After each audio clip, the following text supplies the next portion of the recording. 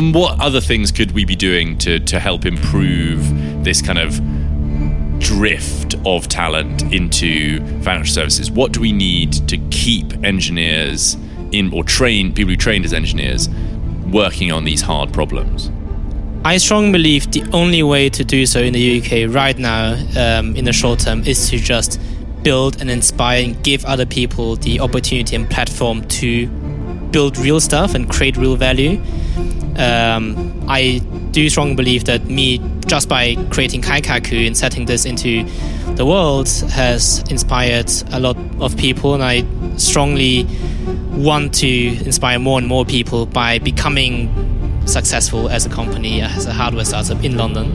And that's been shared by the rest of the team, because every single engineer here knows a lot of friends whose talent has been misallocated, and we wish to bring them back to. Who now has anything to say about the deindustrialization of this country?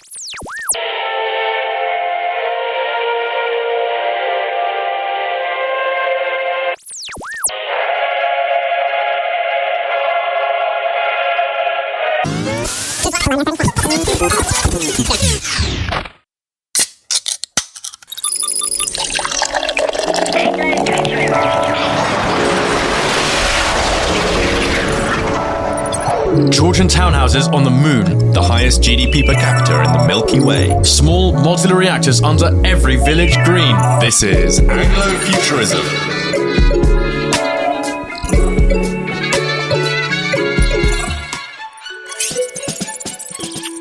Hello listeners, I'm Tomo. And I'm Calum Drysdale. And I, for months, have been complaining about the limited food selection up here in low Earth orbit. Listeners will be shocked to hear that Calum, after going through a manic episode of hot watercress pie making, has decided that the food options here on the KC3 are not up to scratch. And as a recent convert back from vegetarianism, it turns out that just eating pork shoulder in gelatin can in fact get old. However, the solution to our problems, Calum, is just now climbing out of the airlock. This man may be able to turn the pub's threadbare food options, pork scratchings, pickled egg, and your wonderful pork pie, into a gastropub among the stars. Josef Chen, our guest today, is an Imperial dropout and has founded the company KAIKAKU, a fully automated restaurant. He has also written about the opportunities for British engineering talent. Josef, welcome to the show. Hello everyone, an honor to be here. Now, we have a confession to make, which is that we are not, in fact, in the King Charles III space station at this very moment. We've just teleported down. Calum, where are we? We are in KAIKAKU's research and development lab, surrounded by devices that we have been strictly told not to describe. But I can assure you, listeners, they are very, very exciting. It's a little back room in a restaurant near the New Brunswick Centre, near Euston. There's lots of machinery of indeterminate use, pipes, posters of great engineering projects, and of course, a Union flag on the wall. Josef, we are looking forward very much to hearing about KAIKAKU and explaining to the listeners what exactly is going on in this room. But perhaps first we can talk a bit about your background. What was your first job? So my first job was at my parents' Chinese restaurant, literally peeling potatoes, and I graduated slowly but surely towards cleaning toilets, stacking dishes, being a bartender, and also at some point doing accounting. Well, we've got to ask, how old were you when you were pressed into service at this restaurant? My earliest memory was at age 6. I'm rather sure that I was put into service maybe earlier. Well, that's the advantage for the parents, right? Is before the age of 6, you can't even remember. You can't even remember that you're being exploited. Exactly. And what child were you? Were you railing against your chains of bondage, or were you quite happy to be involved? I absolutely hated it. But I got no choice. Chinese parents are rather strict. And I literally had to work every single evening, every single weekend after kindergarten in school. And where were you if you're at kindergarten? I went to kindergarten in a small town in Austria called Linz. And the restaurant was in Heid, and it had 6,000 people. But okay, so and as a child, you experienced basically the dark side of what it takes to run The drudgery. a restaurant. Absolutely. I literally made it my entire life's mission by the time I was 10 to escape this industry forever and never touch it ever again. So there's planted a seed within you. Yes. And I tried every single avenue to make enough money, to figure out a way for me to leave Austria, to leave my parents, the people who made me work every single night. You then started dabbling in tech from a pretty tender age. You created one of the world's first Bitcoin faucets at age 13.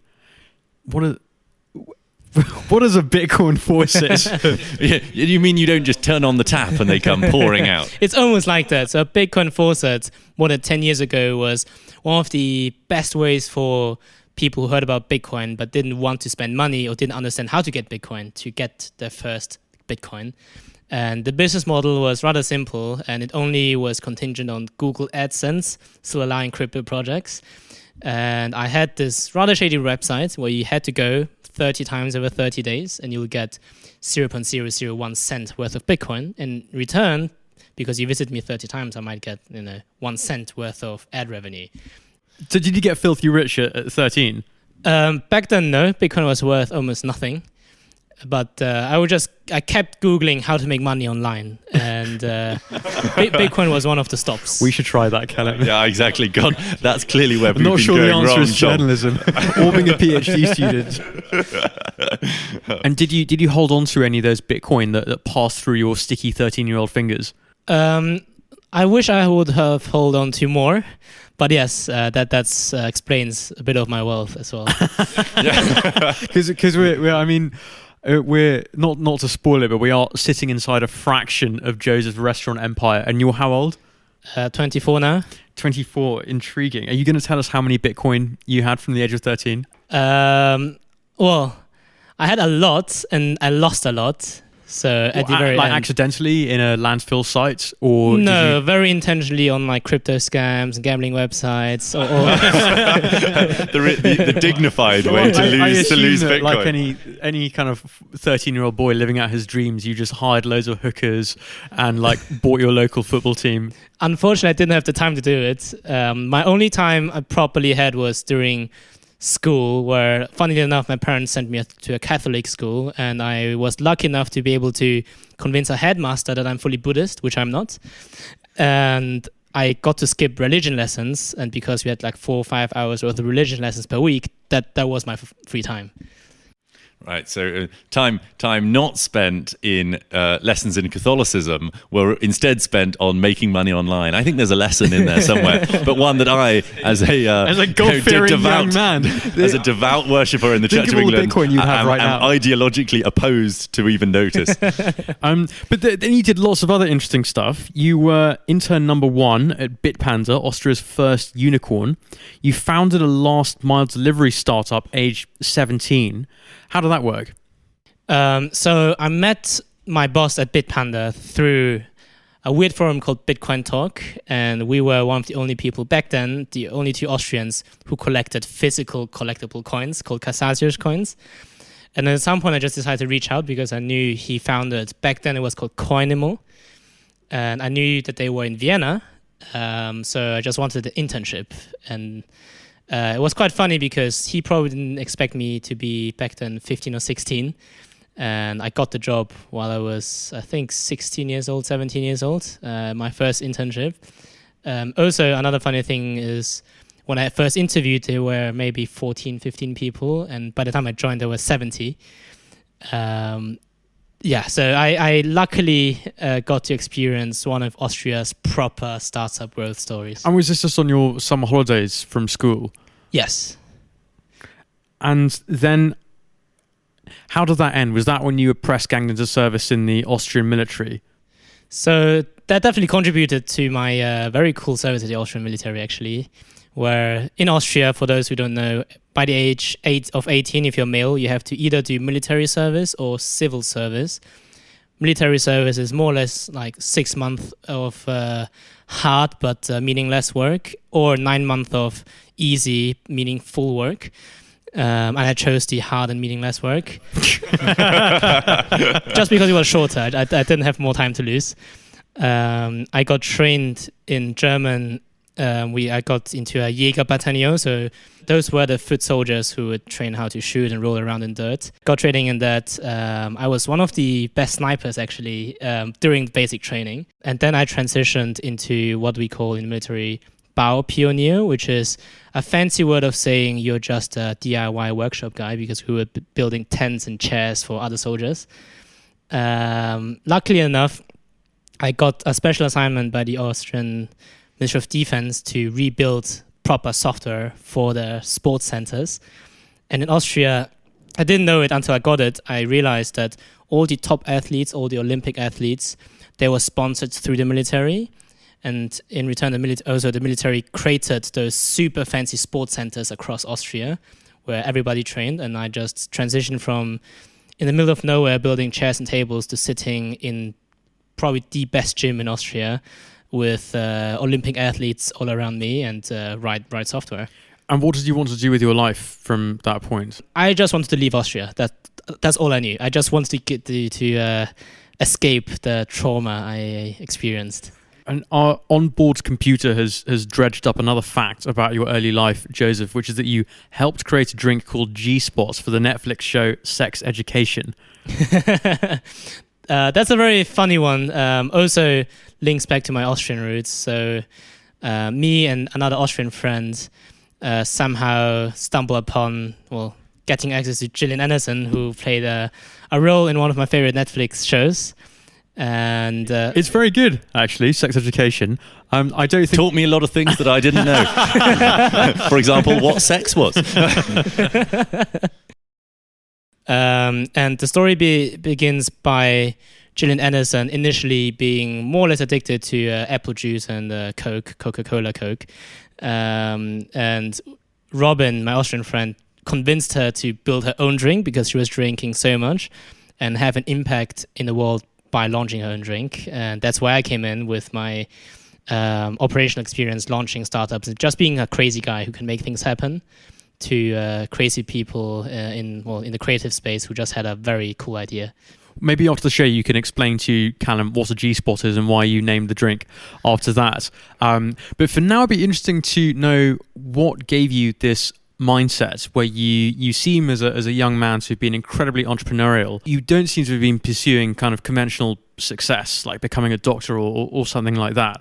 What gave you this mindset?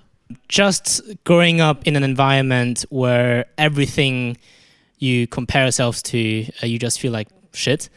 For example, when I was first born, my parents just took over a restaurant. I got sent away to my aunts for my first 3-4 years of life. Never got to see my parents properly. Came back into a Chinese restaurant where I literally lived above the restaurant. I spent my entire time in that restaurant. And also being the only Chinese kid in Austria, whether it's kindergarten, primary school or high school, was you never really fit right in. So at some point, I told myself I have to create my own reality by first and foremost escaping Austria to a better country and land in the UK. Right, so that sense of being an outsider seems to have created the habit of being unconventional in you. Not to be trite, but it rather reminds me of Arnold Schwarzenegger, whose only desire when he was an Austrian teenager, a misfit Austrian teenager, was to leave the country and make something of himself.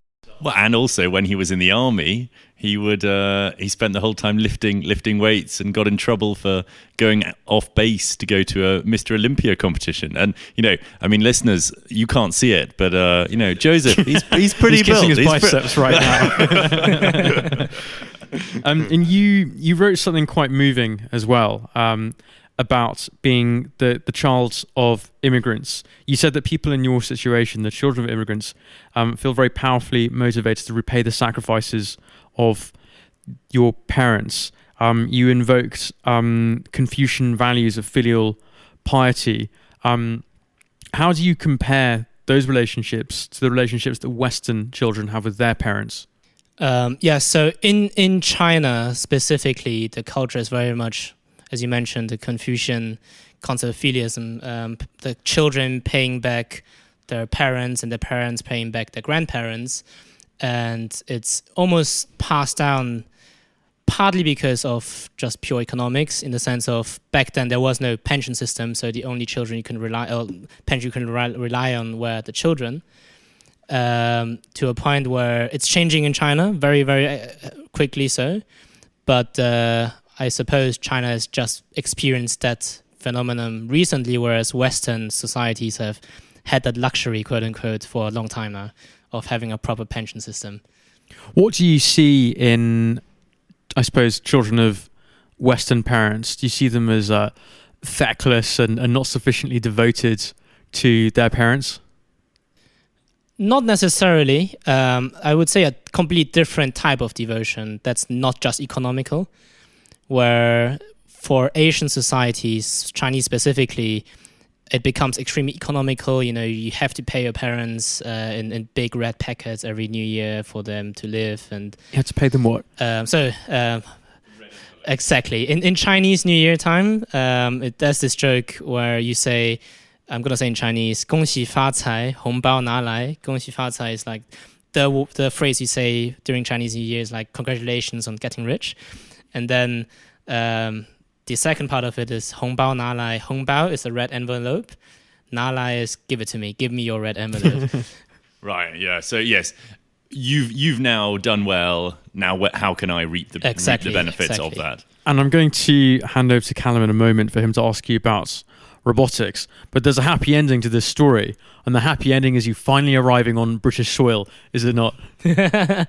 I had extremely high hopes for the UK, mainly because I thought this was just the best place for talent in Europe, which I still think it is.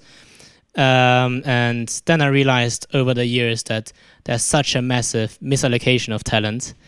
And part of the thesis of me starting KAIKAKU was, can I reallocate the talent for them to create the best value in the world?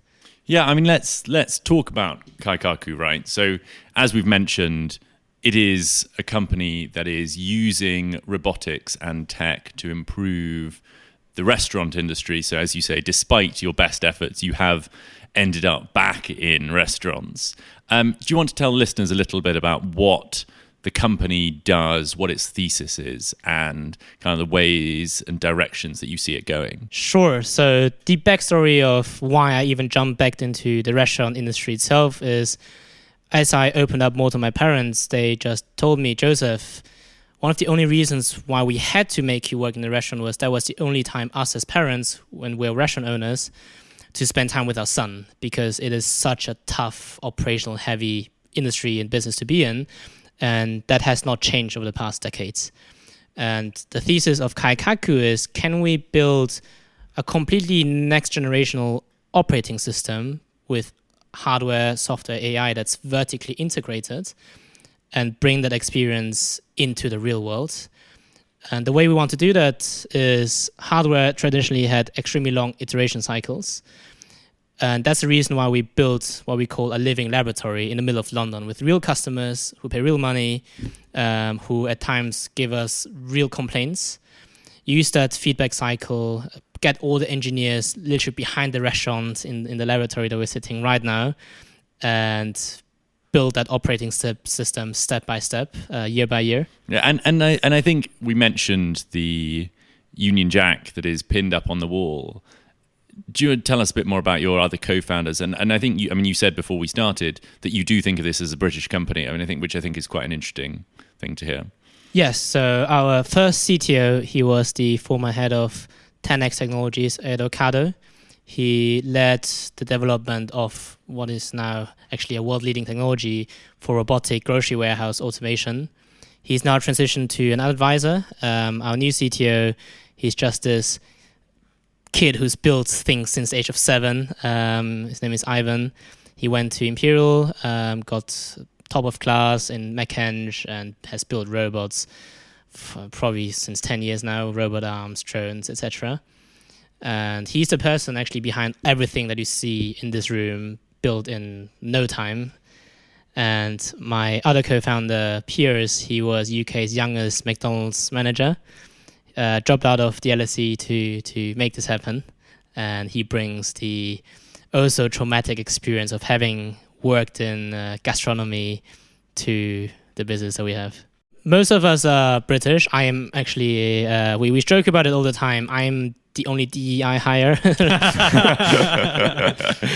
With one other exception, who is Polish, an exceptional guy. He has a PhD in molecular biology, Michelin-trained chef, Imperial's head of culinary education. Everybody here is British. Everybody has grown up here. Most of them have had experience with British companies. And in one way, I'm relaying their pain points of having grown up in Britain, having worked for British companies such as Rolls-Royce, how that is right now in a very bad state. British companies like Rolls-Royce, where a few of engineers worked at, are kind of fucked for talent, because all you do there is maximize, the air intake for a tailpipe for the next 5 years of your career until you can build real stuff. And that's what we're here to change. Yeah, and I mean, I said, and again, without going into specifics, tell us about these robots that you're building, because Ocado, as you said, have become sort of world leaders in the moving of groceries, getting delivery times down, and taking humans out of the loop. Getting rid of the drudgery for humans of walking around these warehouses. Tell us about KAIKAKU and what the model is. Well, let's give a bit of context here. It might appear to be a normal salad restaurant in central London. You wander in, you don't see many staff, something a little suspicious. Maybe you note that it's very modern and that there's a glass wall. What makes this restaurant special? So the one thing that makes our restaurant special is actually the staff. And the thesis is, in the next 5 to 10 years, as AI takes over our lives with voice, email, and whatnot, the one thing that humans will appreciate more is human connection. So as part of our living laboratory, the thesis that we're trying to prove is hospitality is becoming more important, whereas all the mundane tasks can and should be automated. And a case study I always love to tell everyone is one of our main customer groups, if you come visit us, is actually elderly people. And we were very surprised initially because genuinely we thought elderly people will not like to touch tablets, will not like to see technology replace humans. But then they told us over and over again, you are one of the only places here in London where it doesn't feel purely transactional. It feels that the people working here generally care about me. And we love to believe that our technology will more and more enable that feeling for all the consumers in the world. And we are at very early stages of proving that big thesis. And tell us about this machinery and this tech. So what does it do? It's a robotic 6-year-old boy, right? Almost. Our hardware right now is just a food assembly robot being applied to, in our case, a salad concept. So we sell bowls, salads. If you are from the US, you probably know sweet greens. That's the cuisine inspiration that we've taken. It does nothing else, but you put in an empty bowl and out comes a fully assembled bowl, taking away the mundane task of training staff, remembering 10 recipes and letting them scoop things into a bowl over and over again for the 8 hours of the shift.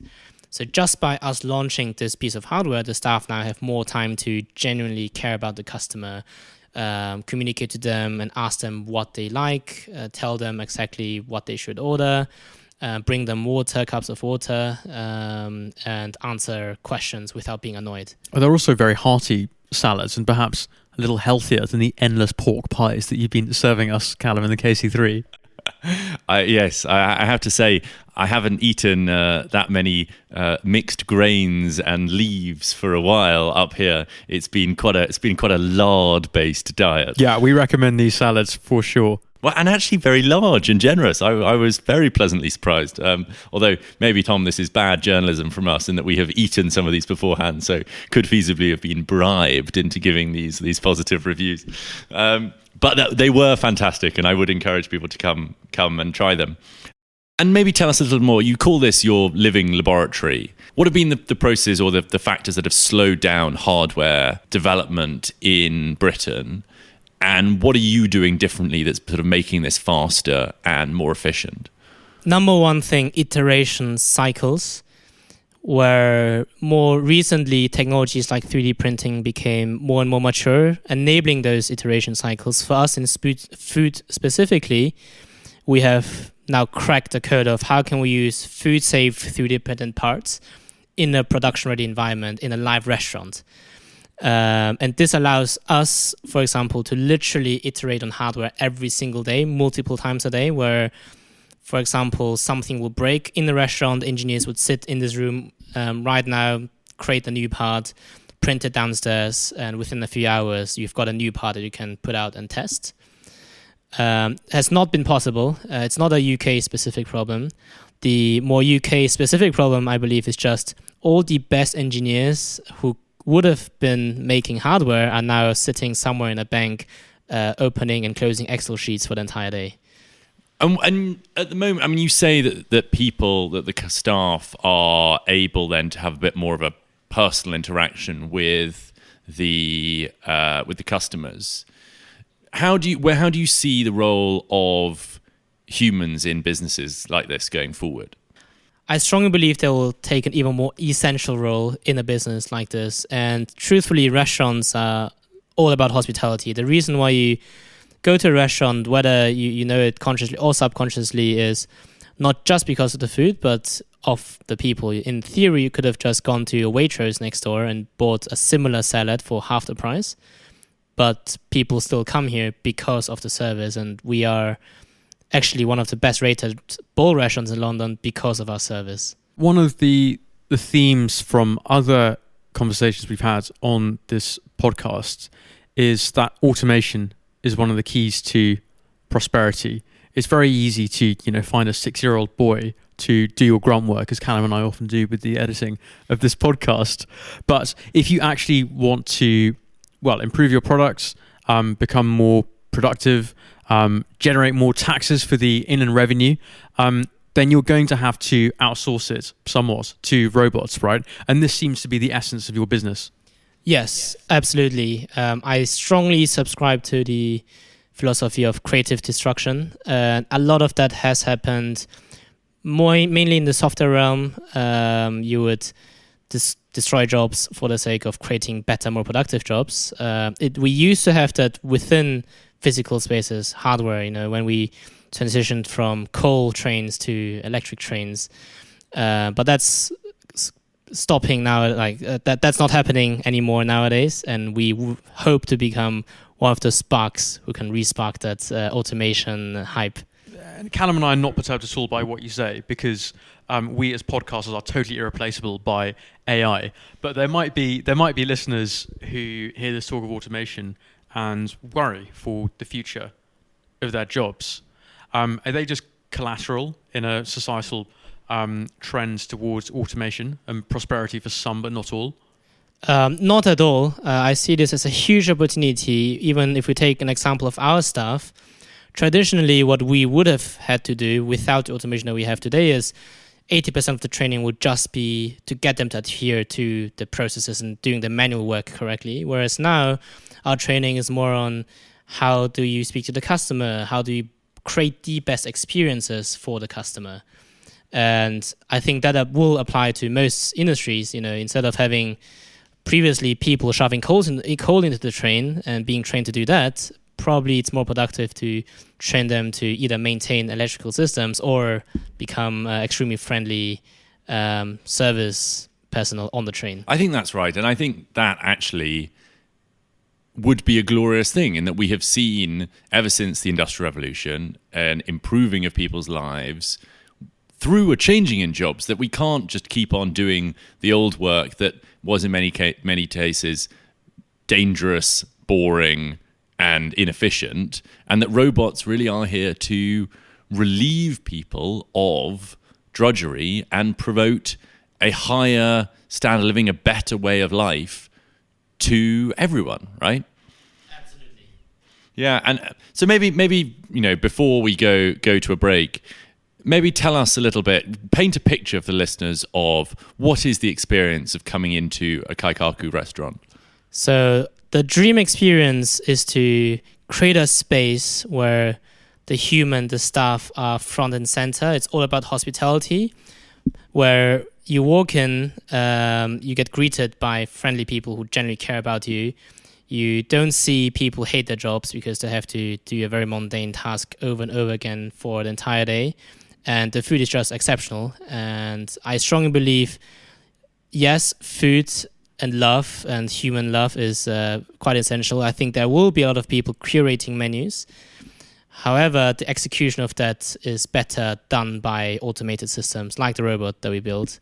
And that's another thesis that we are slowly proving with our location here, which is people think the food is better just because the service is better, just because we can showcase that love more, even though the making of the food was completely automated using the robot in the bowl being assembled by the robot. And could you branch out into ever more ambitious kinds of food? Like, what kind of food is really hard to automate the making of? There are a long list of food types that we are wrapping our heads around. First and foremost, I think salad leaves, for example, is one of the hardest food items because the density changes. Sometimes it's more wet and less wet. The longer you let it sit in a container, the more compressed it becomes. And then also, because they are not highly susceptible to gravity, it's not as easy to dispense in a traditional way. I suppose when we cook, there's so much data that we're taking in via our hands. I don't know, if you're tossing something around a pan or something, it must be very difficult to systematize those data flows, for want of a better term. So the truth is, actually, with most food ingredients in the world, at a larger scale, they have been systematized one way or another. So if you're able to buy a microwave meal from a supermarket, you can more or less be assured that there has been someone in the world who invented a system to process that. Our challenge comes now, how do we bring that large-scale production into a smaller scale manufacturing unit, which is actually what a restaurant behind the scenes is a set of repetitive tasks that you can systemize. Not all the food ingredients can be systemized, but it's very much possible to bring that automation into every ingredient. It's very possible to bring that automation into most ingredients within a restaurant. What is the final act of cooking that you think will be automated? Like, what is the hardest thing in the world for a robot to do rather than a chef? That's an interesting question. I would argue we are already working on probably the hardest problem, one of the largest unsolved problems in food, which is dispensing. How do you tell a motor, I want 30 grams of, let's say, cucumber, and it gives me 30 grams? And in that sense, we almost began with one of the hardest problems. And I would argue, step by step, things like cooking and everything else becomes easier because there has been existing technology out there that we can take advantage of, whether it's, I'm sure you know, one of those new smart air fryers where you can plug a temperature probe into a steak and then it can cook your steak to perfection. Those technologies already exist, and we are very, very confident that we can bring those technologies into the formats we need. But even things like wrapping a burrito, do you think is that something that even technology is going to be able to do? Oh yeah, 100%. Very, very confident. Calum's saying this because he doesn't know how to wrap a burrito. That was my one moat, listeners. The one thing. Well, actually, I should ask. What about hot water crust pastry? Have you done any work on that? Yeah, yet? pastry is a really good question, right? Because it requires such kind of fine finger work. I mean, back to my initial argument, if you go to a Tesco's and buy a big pack of croissants, I'm quite certain they have been automated. Oh, but they're not the same. They're not the same as them being rolled on some young French mademoiselle's thigh. No, I'm sure that's what Tesco have done. Well, I'm very distraught and No, we'll clearly have to reassess my future career goals. Whilst I go and collect myself, listeners. We're going to go and sling our cookbooks. Sorry, Ottolenghi, into the fire. And we will be back after a brief word from our sponsors.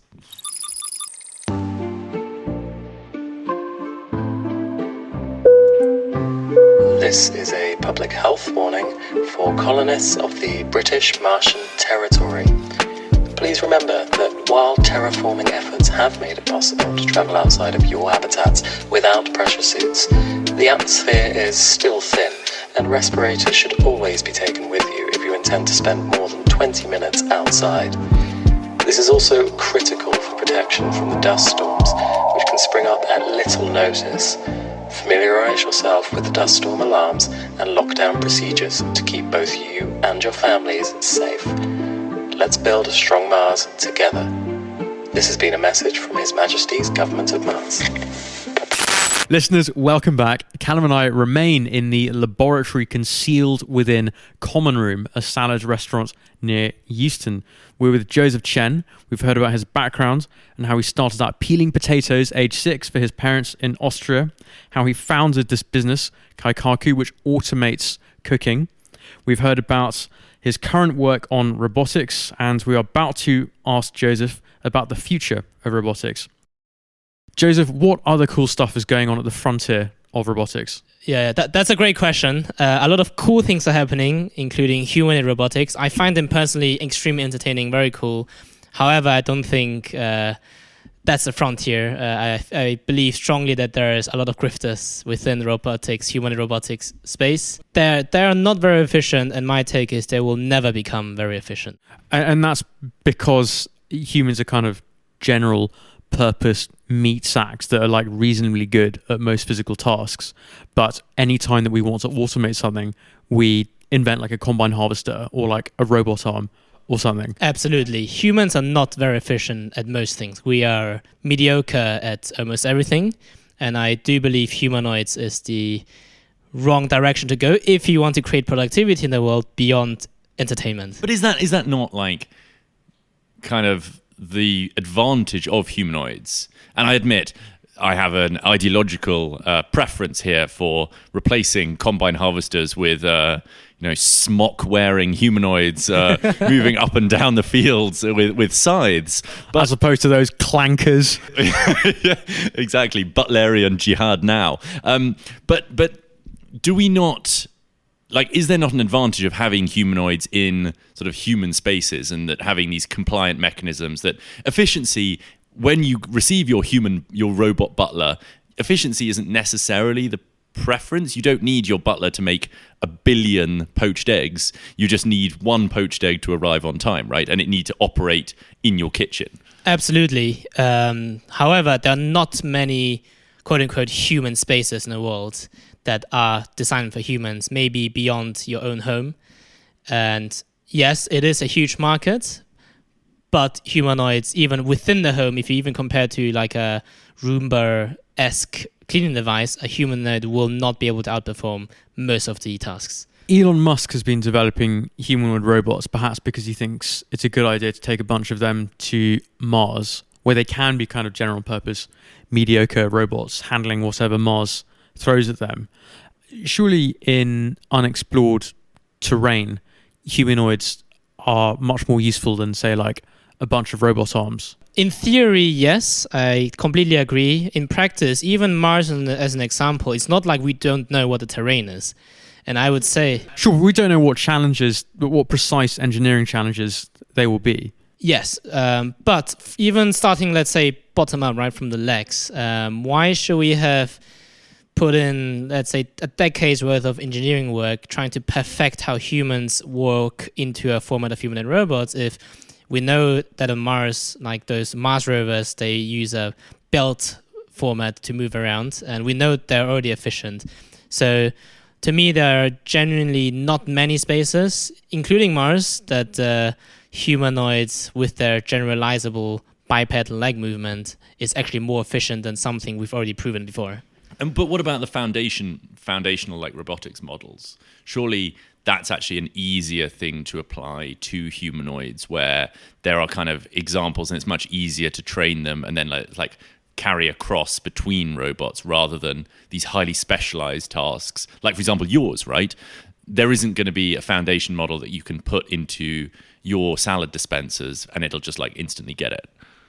So a foundation model in theory is a model just like OpenAI's ChatGPT type model, where you just plug it into a piece of hardware and it starts moving like you want it to with a simple prompt. I do believe there will be foundation models in that sense for generalizable tasks with a certain format. And now back to the form factor of the hardware. Sure, like robot arms, I think there will be foundational models where you can tell it to, let's say, clean a table and you can generalize throughout the robot arm form factor. But then as soon as you change that, you are starting from scratch again with that foundational model. It does make one wonder, all this talk of the potential of robots, that maybe one day we could even have an automated train in London. That's the ultimate goal, yes. Well, for us Anglo-futurists, having a train that runs on time and without having people that can go on strike is I know pretty it's a much the futurist top show, job. Calum, but you're being silly, you're being fanciful. But apart from driverless trains, what are the other bits of robotic technology that you think we might be using in 10 years? I mean, drone delivery seems like something we could have sooner than that, for instance.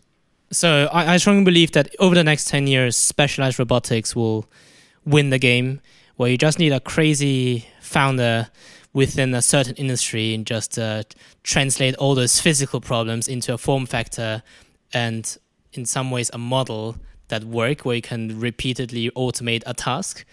And this applies to drone delivery, this applies to restaurant, this applies to all sorts of physical industries, including mining, maybe even trains. Not podcasting. Not yet, although I must say 11 Labs podcasting feature is really cool. 11 Labs is useful, and I mean, I would never do this, but if one spoke incorrectly in a podcast and used a wrong fact, it could hypothetically be used to then fix it in post-production. I think Calum was referring to the time when I said that the British Antarctica territory was 5 times the size of Britain, when in fact it was 8 times. And you might have noticed in that episode that I said the British Antarctic territory is 8 times the size of Britain. I don't think anyone noticed. You sounded the joint exceptionally well. I sounded the joint. I also did one on the king of, I think it was the king of Portugal versus the king of Italy. But again, I hope listeners aren't paying that much attention. Joseph, I was going to ask Joseph, because I agree in that actually in my field of the interface between chemical engineering and biotechnology, I'm building a liquid handling robot to automate a lot of my pipetting, which is saving me months and months of work. I think I agree with that. I'd be interested what you think about your technology, because you're solving this problem of dispensing highly heterogeneous kind of solids.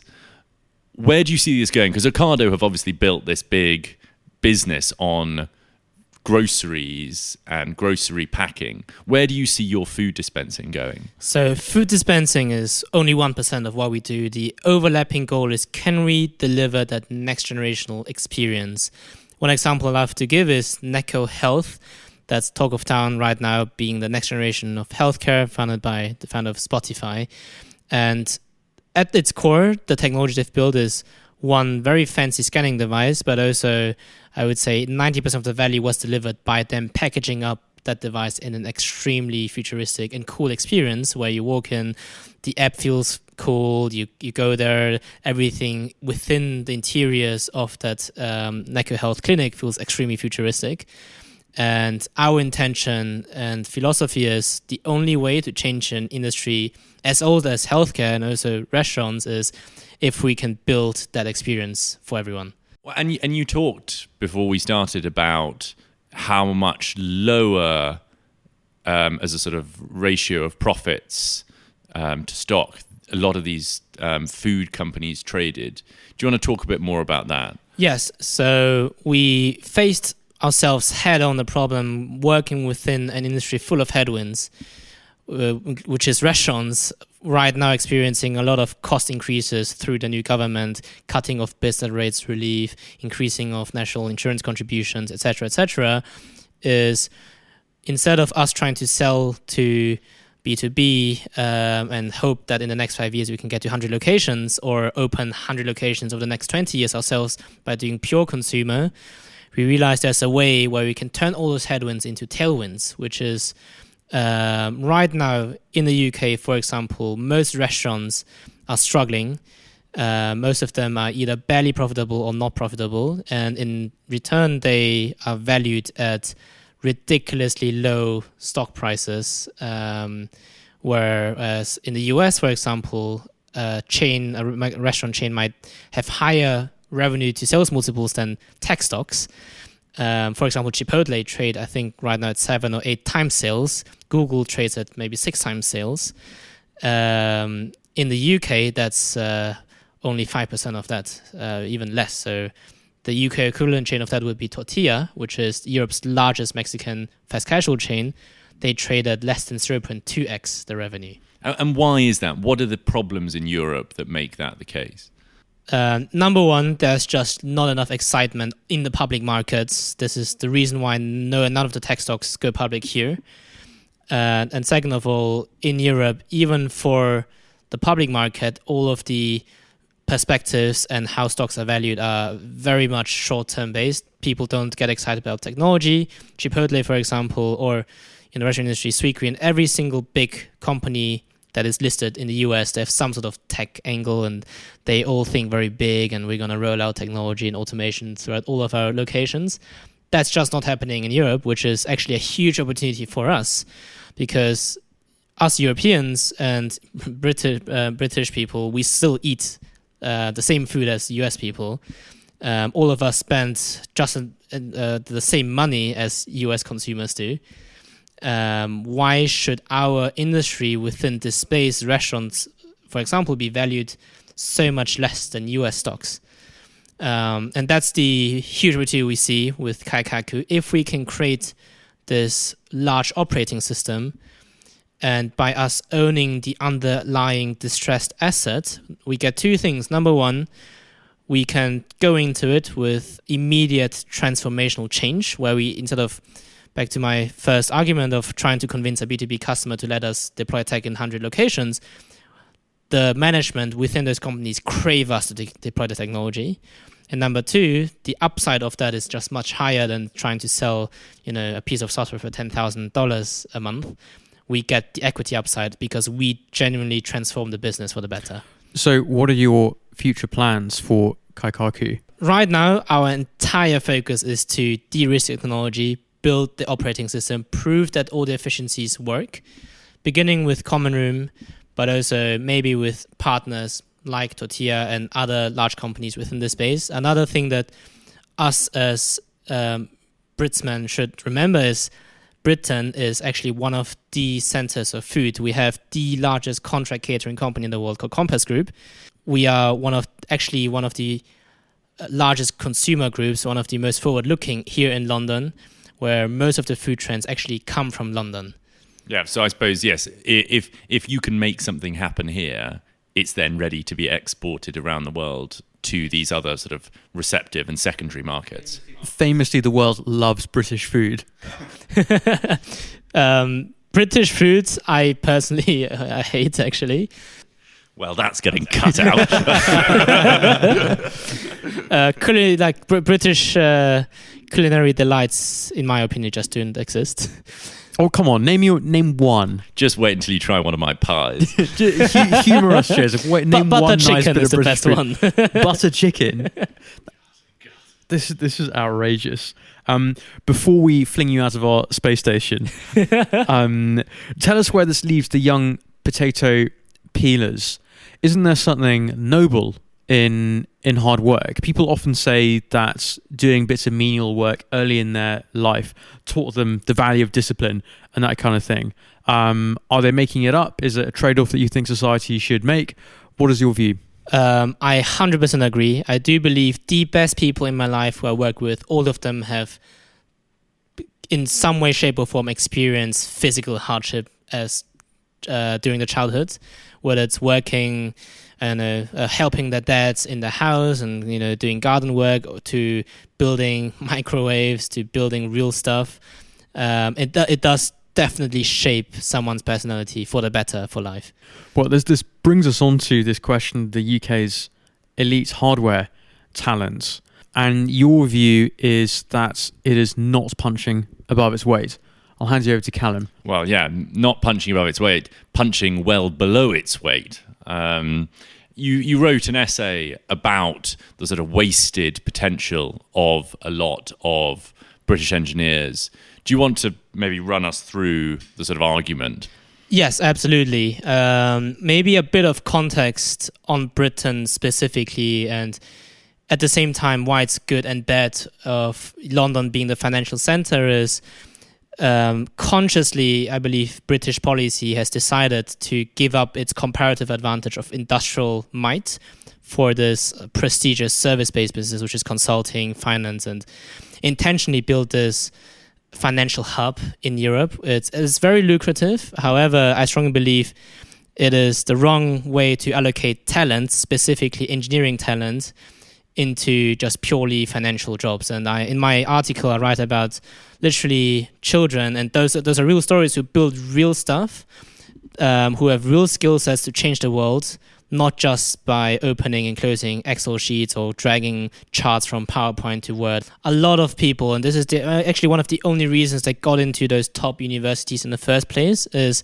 they've built a lot of things as a child, whether it's an airplane, people who go into aerospace engineering and were extremely passionate about planes, flight, and how you can change the world by building rockets, suddenly land in jobs where they do PowerPoint consulting for a random chemistry firm in Germany. Well, I mean, it's the sort of second year Damascene conversion, isn't it? Where the engineer suddenly realizes how exciting it is to maximize shareholder value and speak well on client calls. It's astonishing how regular of a phenomenon it is. So my argument in this specific example is, if they are smart enough to change the entire skill sets, whether it's hard skills and soft skills, towards catering for that services-based business, they would have definitely been smart enough to utilize their real passion skills to build something that's probably 10 times more impactful.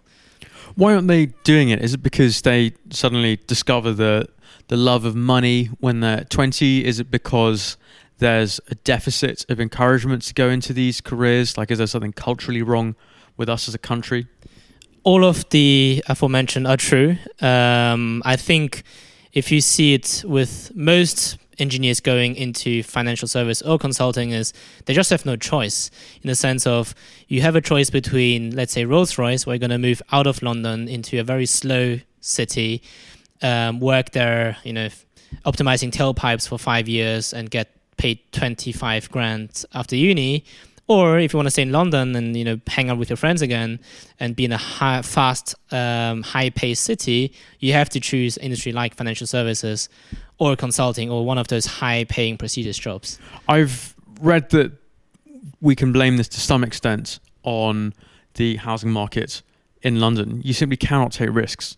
If you're a graduate, it's very difficult to build a business because you're spending 50% of your income on a graduate salary on some pokey little flat. Yes, that is also correct. I would argue, though, other cities such as San Francisco, not in a perfect way, but in a good way, are dealing with it, but just paying the engineers more. Yeah, so it's funny you saying that a young engineer at Rolls-Royce would be earning 25k or something, when Rolls-Royce stocks have gone up like 10x over the past few years, which presumably is reflective of cash flow. What's going on? Simply said, young engineers just don't get the opportunity to create real value because they're just not given the responsibility as a junior engineer. And in return, it's this constant vicious cycle where you pay engineers less, because you pay them less, you give them less responsibility. And year by year, as a graduate engineer in the UK, you just do less and get paid less compared to the market, whereas all the other jobs seem to rise. Yeah, and I think there's an extra element to this as well, which is because we sort of privilege or prefer, seemingly through policy, SMEs who don't tend to put as much money into research as large companies.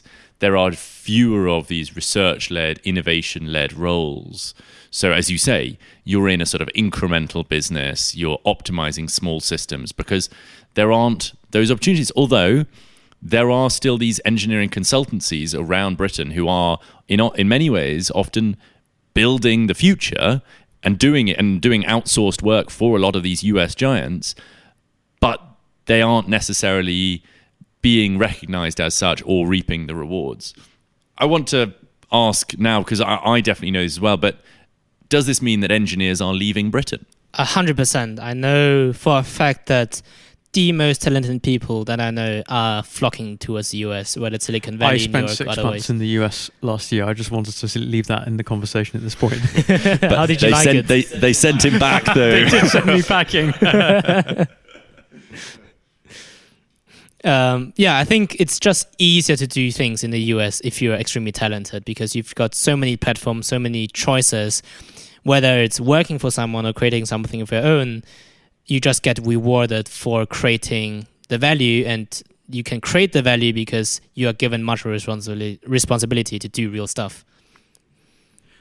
Could we make the UK more like the US in that respect? Oh yeah, very certainly so. One of my poster childs of how you can change a country with a massive comparative advantage of a certain subset of talent is actually Taiwan, where Taiwan realized that their talent is extremely strong in semiconductor electrical engineering. And instead of most countries which had a policy of spreading across different bets, a bit of grant funding, a bit of this, a bit of that, Taiwan just went all into this concentration of semiconductors and in return built their worldwide comparative advantage of now semiconductor chips. Yeah, I think it's a good example, and one that we could learn a lot from. That specialization is where we can reap the rewards. Well, what should we be specializing in? That's a great question. I keep asking it myself. I'm a bit biased. I would say we should specialize in restaurant automation.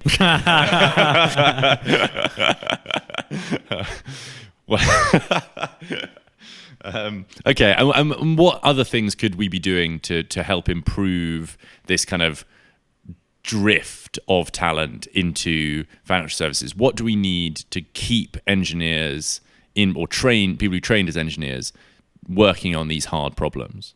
I strongly believe the only way to do so in the UK right now, in the short term, is to just build and inspire and give other people the opportunity and platform to build real stuff and create real value. I do strongly believe that just by creating KAIKAKU and setting this into the world has inspired a lot of people, and I strongly want to inspire more and more people by becoming successful as a company, as a hardware startup in London.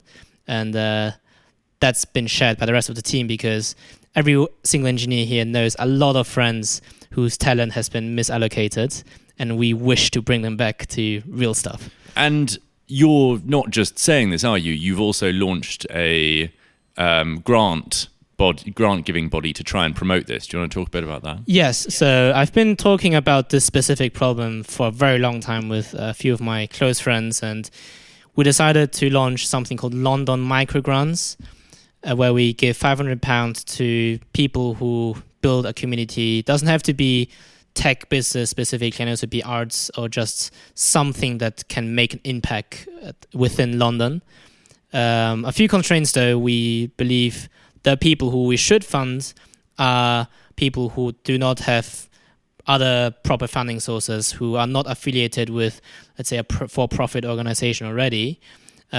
People where we believe we can make the maximum impact for the 500 quid that we're going to put in. Well, I just want to give a shout out to our listener, Jack Needham, who's one of your patrons. Hello, Jack. We'd also like to hear about the kind of people you were funding. What are they working on? Great question. We haven't funded many projects. We've only funded one, mainly because of time constraints.